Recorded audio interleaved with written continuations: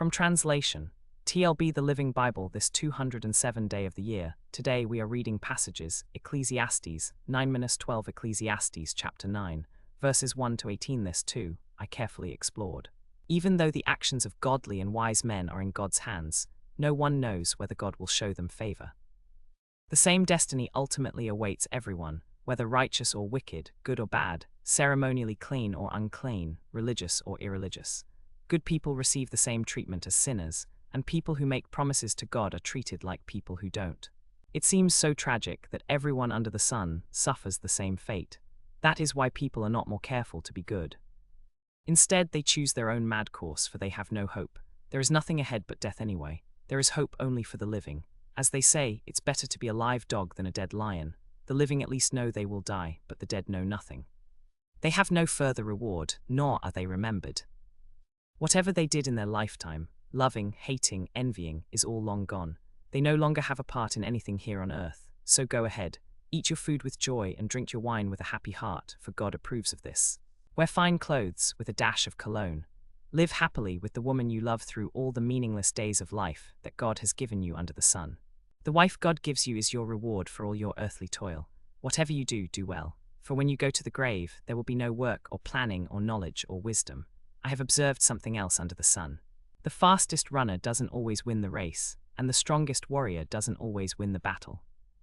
The wise sometimes go hungry, and the skillful are not necessarily wealthy, and those who are educated don't always lead successful lives.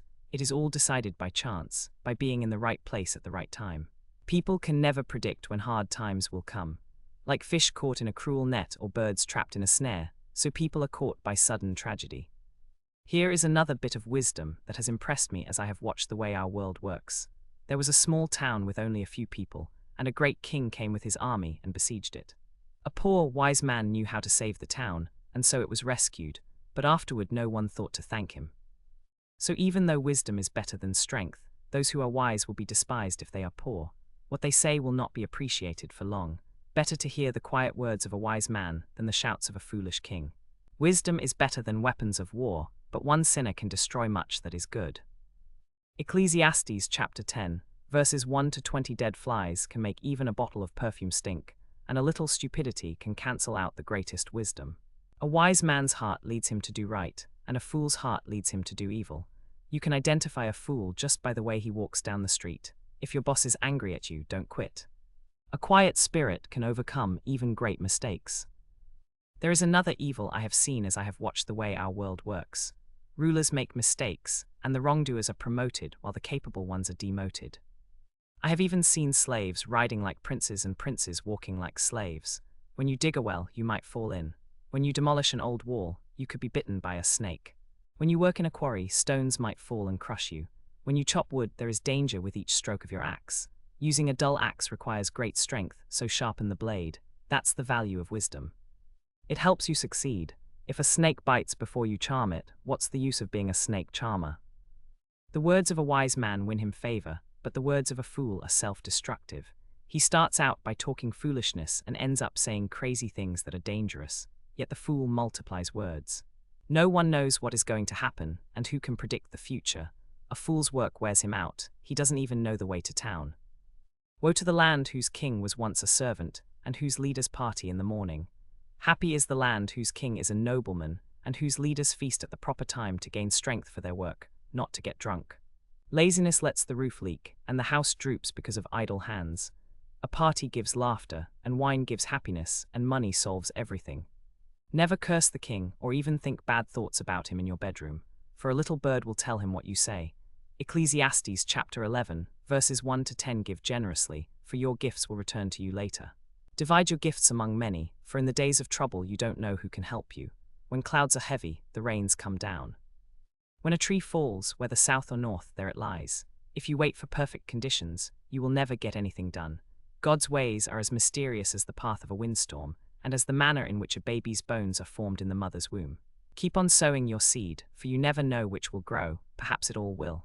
It is a wonderful thing to be alive. If a person lives to be very old, let him rejoice in every day of life, but let him also remember that eternity is far longer, and that everything down here is futile in the end. So a man should live and enjoy each day of life, remembering that death is waiting for him down the road. And after death, when his body is buried, there is no longer anything he can do. Young man, it's wonderful to be young. Enjoy every minute of it. Do everything you want to do, take it all in. But remember that you must give an account to God for everything you do. So refuse to worry and keep your body healthy. But remember that youth, with a whole life before you, is meaningless.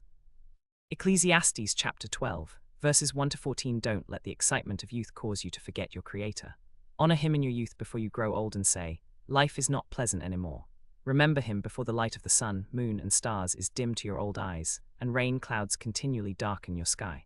Remember Him before your legs, the guards of your life, begin to tremble. And before your shoulders, the strong men stoop. Remember Him before your teeth, your few remaining servants, stop grinding, and before your eyes, the windows, look dimly at the world. Remember Him before your ears, which hear music, become deaf, and before you stop singing because you are afraid of falling.